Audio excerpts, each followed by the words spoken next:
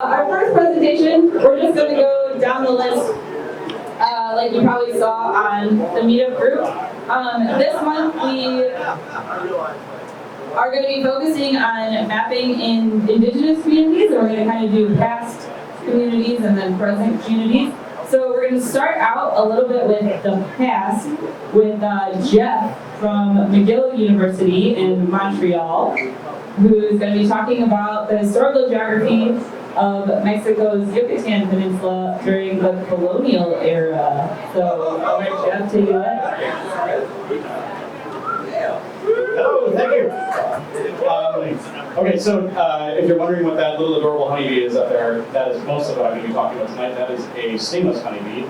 They don't have stings. It's amazing. From the species Melipona beechii, which is endemic to the Yucatan Peninsula.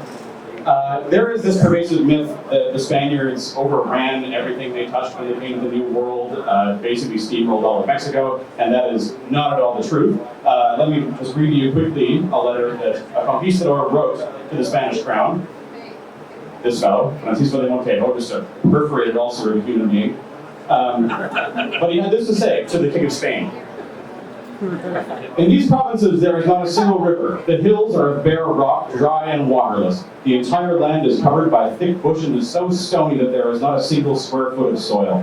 No gold has been discovered, nor is there anything from which profit can be gained. The inhabitants are the most abandoned and treacherous in all the lands discovered to this time, being a people who never yet killed a Christian except by foul means, and who have never made war except by artifice. So in other words, there's no gold, and the people here don't seem to want us here. Can't imagine why.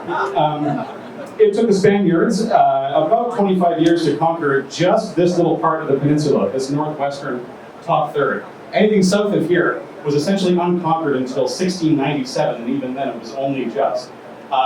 And this entire area was inhabited by the Yucatec Maya, or Yucatec Mayan-speaking people, who are not at all a dead society. There are now more people that speak some form of Maya living today than there were even at the height of the Maya classical period.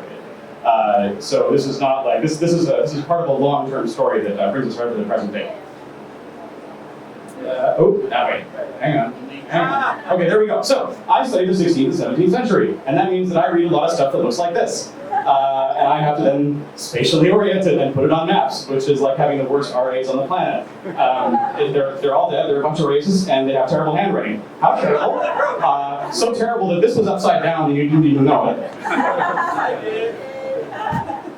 I usually go through tax documents. Documents that entail things like tribute payment, like commercial interactions between Mayas and Spaniards. And beeswax, it turns out, is a very interesting commodity in the northern Maya lowlands, which is also the Yucatan Peninsula. Beeswax, because until the 1930s, it was a mandatory material for candles in the Catholic Church. And the Spaniards had stumbled on the only part of the Americas where there was systemic and ubiquitous and complex beekeeping. This is the domesticated honeybee in the Yucatan Peninsula called Xunancab or Coolelcab, which means like regal lady or noble lady bee. It's kept in most Maya villages. A bit more rare today. Everyone's kind of switched over to European honeybees. But this was the wax that was being extracted by Spaniards for the most part from Yucatec Maya communities in the 16th and 17th centuries. There's also a large population of wild honeybees, including this just horrifying Lester melliton nitkid. It's kleptobiotic, which means it raids the nests of other stingless bees and kicks them out, and then grows this horrifying Stephen King-like wax thing on the front of the nest. It's horrifying.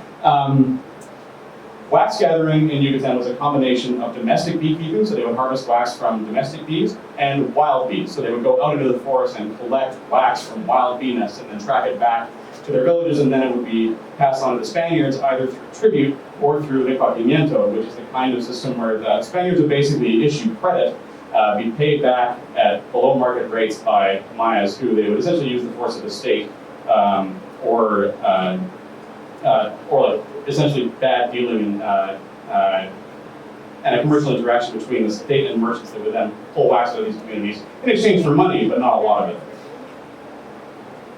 Initially, this map roughly mirrors the population distribution of Yucatec Mayas in the peninsula in the 16th century, about 1549.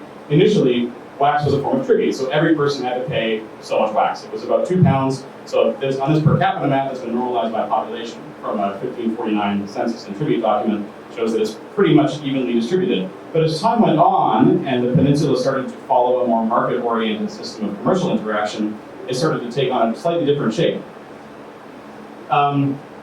This data is not normalized, so you'll have to take my word for it. There are much fewer people living in southeastern Yucatan than there are in the northwest. And yet the southeast is providing the bulk of the beeswax. It's because these wild honeybees all nest in trees, and they prefer bigger trees. And there's more rain in the southeastern Yucatan Peninsula than in the northwest, so the trees are bigger, and hence there are more honeybees, so there's more wax being extracted from the southeastern Yucatan Peninsula. This map is from a little bit later. It's from a governor who was basically nailed to the wall for illegal commercial practices, and a bishop who really had it in for this guy decided to do a tour of the province and went to most of the bigger Maya towns in the region and asked them, is there enough wax here in this area to meet the demands of the governor for wax? The blue triangles are areas where there was plenty of wax, yellow triangles not so much, and then finally the black ones was where there was barely any wax at all. So we're starting to see a bit of a spatial distribution here of where wax was being extracted. And later in 1700, this is a different and much more complicated document. It took about a month and a half of full-time reading just to piece it apart.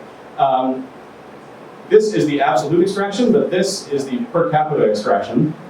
There are a whole bunch of black triangles, I know you can't see them too well here, up in the northwest. That whole area had essentially hunted all of its wild honeybees to extinction by the end of the 17th century, based on my own reading of these documents. There were large swaths of the Yucatan Peninsula that were without wild bees. They still kept some domestic ones, but harvesting wax is very disruptive to honeybees, so they wouldn't do it unless they absolutely have to. So most of these towns in the northwest ended up commuting their tribute payments into cotton instead of beeswax and textiles.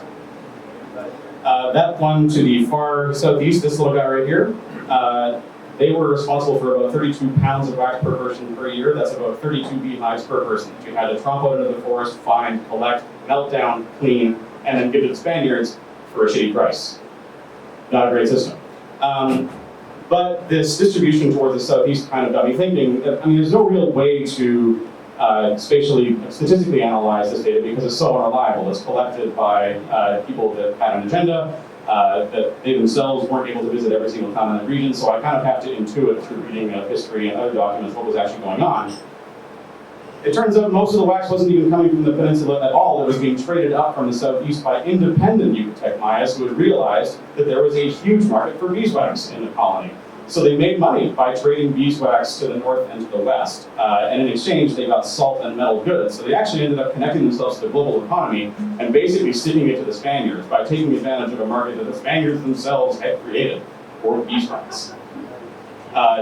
It got to the point where one village actually extorted the entire Spanish government.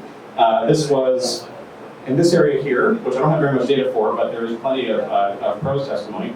The whole area erupted into revolt in the 1660s and eventually melted into the forest, just disappeared. And the Spaniards were freaking out because they depended entirely on the indigenous population for almost everything. The Mayas said, we are not moving back until you promise to stop screwing us on wax prices. And the Spaniards said, okay. Which gives you some idea of Maya clout and agency in this period in time. I'm going to wrap it up there. That's all I have to say. Thank you.